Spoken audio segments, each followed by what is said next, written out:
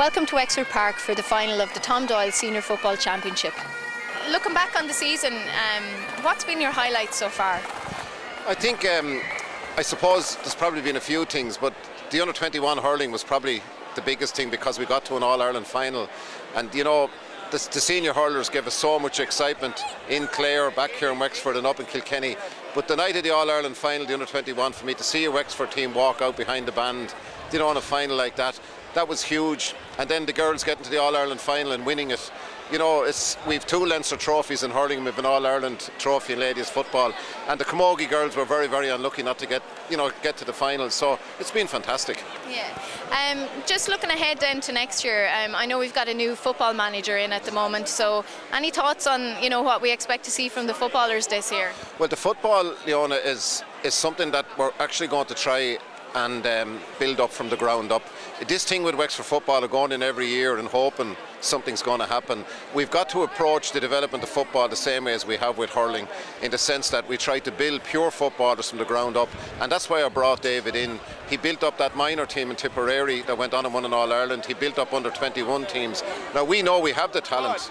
And this year we have a combined colleges A team. We've 3 colleges at A level in football. I think it's more than any other county in the 32. So we're going to start there with David. He's going to be a joint manager of the under 21, and we're going to try and build a football base. We're also introducing a football-only scholarship at 3rd level. So the best 4 minor footballers, we will help them go through university if they try to develop their Gaelic football with the county setup. So I don't expect anything overnight from David. What I've given David is a long-term project, and I hope that that's the way it'll pan out. Very good. We've also put some new key people into the development of both hurling and football in the county. Do you want to talk to me about those appointments? Well, Owen Morrissey is the main one. Owen is only 25 years of age. He's like David. I went for youth again deliberately because he's no history, he's no baggage, he's no... we're terrible in Wexford for piling history on people's shoulders. So he's in now with a 50-50 brief for hurling and football. The resources will be going 50-50 as well, so we're going to put everything we have into both codes. And I am going to announce changes in the next few weeks in the whole coaching setup that will be significant, but I think that people will row in behind them. So you will see significant changes in development squad activity and the whole aspects of hurling and football coaching next year. There's no doubt about that. And just in regards to the Ferns project, can you give us an update as to where we currently are with that? Well, the pitches are done. Well, the first 4 pitches are done. They're fabulous. I was up there yesterday after the heavy rain, and 2 of them are as close to all weather as you can get. 2 of them are floodlit to international standards. They're fantastic when you look down on them. And the dressing rooms, the building is about 1/3 of the way up. So I expect to have it we're hosting the All-Ireland Football Féile in Wexford next summer, and I hope to have it ready for that and for the teams to be able to start training maybe March, April. So it'll be available to the hurling and football teams, the Camogie and the ladies football. And I'm hoping it'll be the start of the one GAA family in Wexford, where all of us in the GAA family, I know we're different associations, but we can be still one GAA family and still keep our own independent management system. So I think it's going to be a huge boost, particularly it should be a huge boost to Camogie and ladies football as well, because it's going to give them a home, if they want it, as a home that they can base themselves in. That's great. Just on today's match then, Gusron and the Ans, have you any predictions on it? No, I haven't. After watching Gussaran beating Castletown, they have some smashing forwards, there's no question. I think the 2 Cullens are having a great year, and Panther obviously is a huge plus. The Ans are a fabulous team, never take them for granted. Whether Liam Ogue will be a loss or whether Liam Ogue's loss will be a boost, we'll find out very quickly.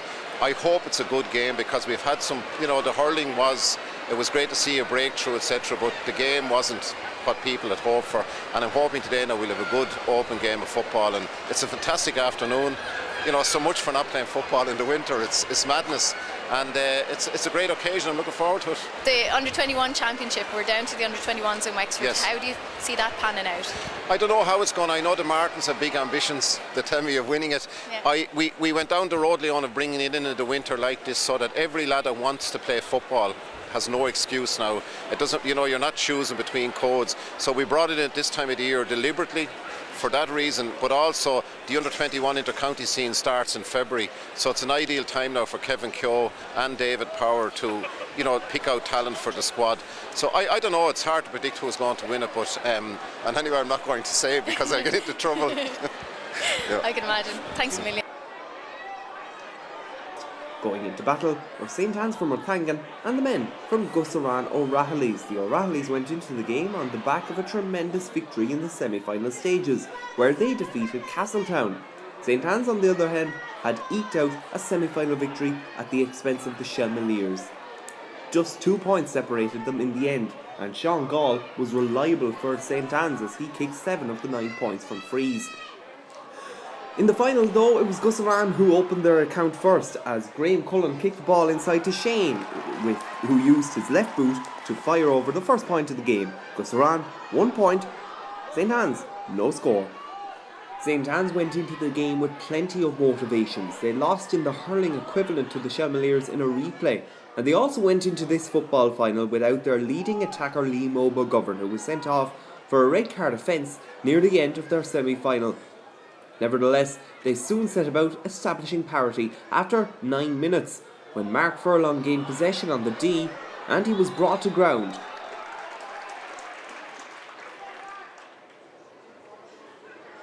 Subsequently, the free kick was converted from the ground by Sean Gall, 1 point apiece after 9 minutes.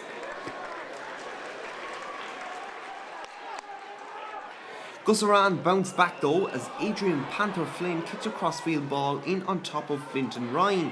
Ryan let it off to Graham Cullen, and Cullen tried to get past Aidan Rochford. Eventually Cullen took a right-booted kick at the post, but his shot was an unsuccessful one.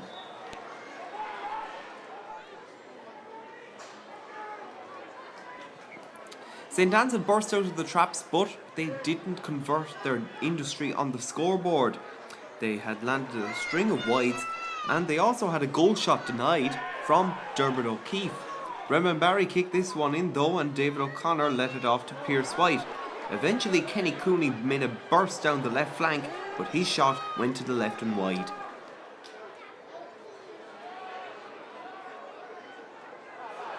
The ever-reliable midfielder David O'Connor set up the next chance for the St Anne's men, but Liam Rochford's shot just went a miss.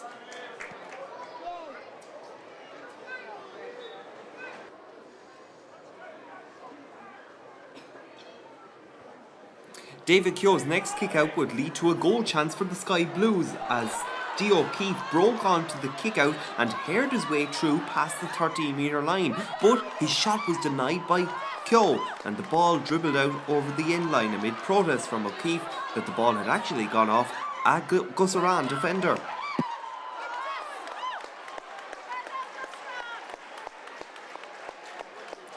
The catalyst for that goal chance for the Sky Blues was Mark Furlong, and Furlong took the next shot at the post, but his shot went to the right and wide.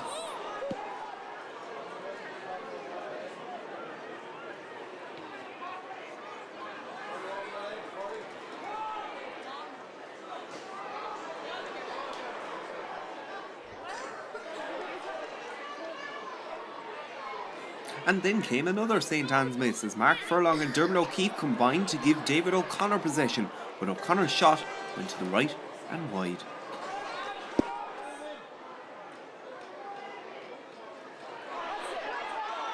Gussaran then took the lead against the run of play as David Keogh let the ball off to Padraig Conway, and Conway's shot into the Clonard end found the post. The score: Gussaran 2 points, St Anne's 1 point after 15 minutes.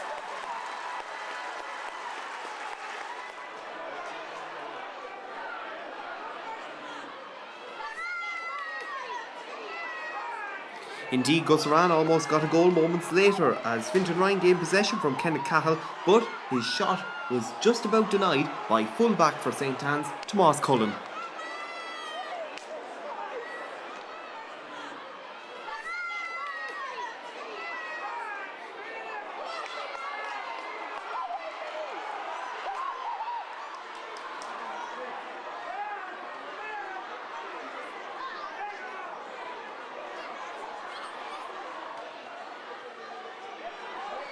Their next stab at the post came from corner forward Sean Ryan, but his shot was just a tad wayward.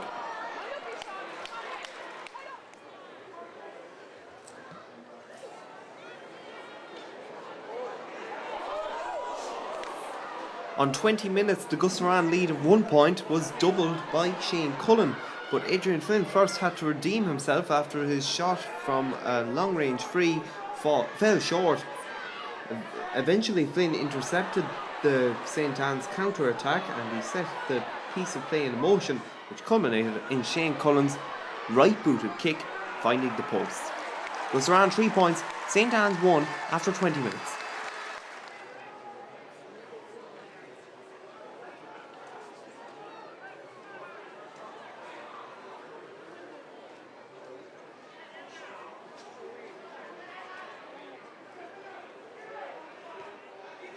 Gussaran started with a string of hand passes from the side of the field, which originated from Adrian Flynn, but when Dermot O'Keefe, Aidan Rochford and Mark Furlong teamed up, they dispossessed Graham Cullen, and so David Fogarty made an incisive run, but was brought to ground, which led to a free-in for St. Anne's.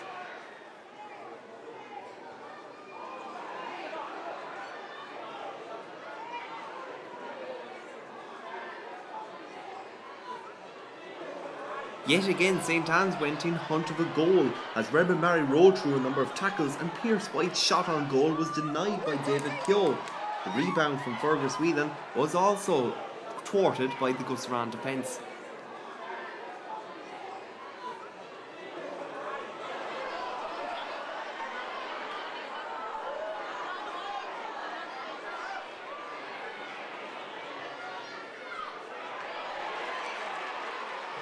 And then came the Gussaran counter-attack as Adrian Redmond charged through the defence of Gussaran. He led it off to Graham Cullen, and Cullen picked out Sean Ryan in attack, but Ryan's shot fell short and it fell to the hands of Richard Cleary in the goal for St. Anne's.